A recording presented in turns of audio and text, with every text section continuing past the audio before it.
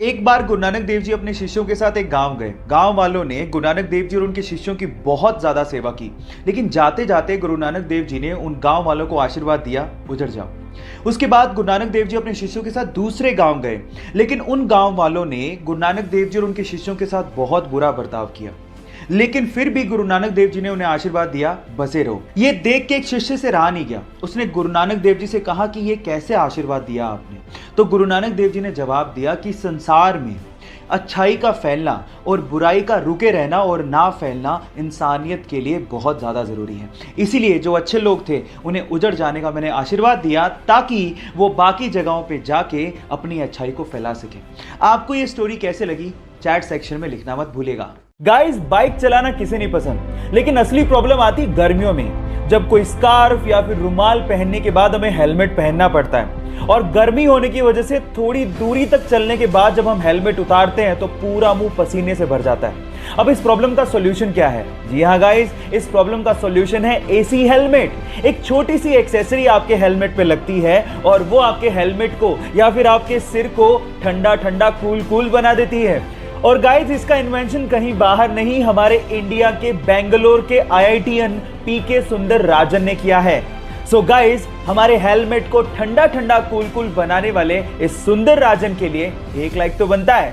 Hey guys, ancient time में यानी पुराने जमाने में हमारे इंटेलेक्चुअल्स को लगता था कि मैथ्स में एक ऐसा कोई सिंबल होना चाहिए विच रिप्रेजेंट्स नथिंग, यानी नथिंग को रिप्रेजेंट करने के लिए भी तो कोई सिंबल होना चाहिए।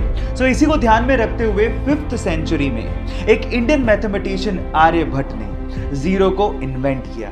And let me tell you guys, zero का जो सिंबल दिया गया था वो हमारे पुराने मंदिरों, स्पेशली ग्वालियर के मंदिरों के दीवारों पे खुदा हुआ आप लोगों को दिख सकता है। सो गाइस, अगर आप ये सोचते हैं कि जीरो की इन्वेंशन कोई बड़ी इन्वेंशन नहीं है, तो मैं आपको आपकी जानकारी के लिए बता देता हूं, अगर जीरो इन्वेंट नहीं हुआ होता ना तो बाइनरी लैंग्वेज नहीं आती, और बाइनरी लैंग्वेज नहीं आती तो एक कंप्यूटर लैपटॉप कुछ नहीं होते। जब शून्य ना देता भारत तो चांद पे जाना भी मुश्किल था। क्या आपको पहले से बात पता थी? और नहीं पता थी तो चैट सेक्शन में लिखना मत भूलिएगा। वो बचपन से एक फेमस कार रेसर बनना चाहता था, लेकिन एक दिन आज से ठीक 10 साल पहले उसका एक रोड एक्सीडेंट हो गया। उसकी जान तो बच गई, लेकिन उसने उस एक्सीडेंट में अपने दोनों हाथ खो दिए। लेकिन फिर भी उस बंदे ने अपने पैशन को नहीं छोड़ा और उसने सोचा कि वो अपने पैरों से कार को चलाना सीखेगा। उसने अपनी कार को मॉडिफाई किया और अपने पैरों से कार को चलाने की घंटों और दिनों तक प्रैक्टिस करता रहा और एक दिन वो उसमें कामयाब हो गया। और उसके बाद उसने पोलैंड के कार रेसिंग कंपटीशन में पार्टिसिपेट किया और उस रेस को जीत के उसने सबको हैरान कर दिया। उस बंदे का नाम है बार्टोज ओस्टालेविस्की। गाइस, उसके कभी ना हार मानने के जज्बे को मैं सलाम करता हूं। जब कोई मर जाता है तब उसकी कोई पहचान नहीं रह जाती, वो सिर्फ एक बॉडी, एक मृत शरीर बन के रह जाता है। लोग फिर सिर्फ इतना ही कहते हैं कि इस बॉडी को उठाओ, इस बॉडी को शमशान लेकर जाओ, तब कोई आपका नाम तक नहीं लेता। और मृत्यु एक शाश्वत सत्य है।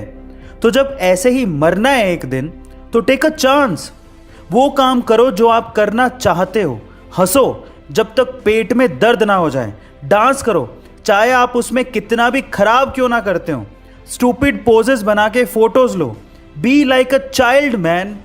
याद रखो, मरना सबसे बड़ा लॉस नहीं है जिंदगी का, बल्कि जब आप जिंदा थे तब आपने अपने सपनों को और अपने आप को मार डाला, वो है सबसे बड़ा जिंदगी का लॉस। तो अपनी लाइफ को सेलिब्रेट करो। गाइस, ऐसे ही अमेजिंग वीडियोस के लिए शेयर, सब्सक्राइब एंड लाइक। मिलता है अगली वीडियो में।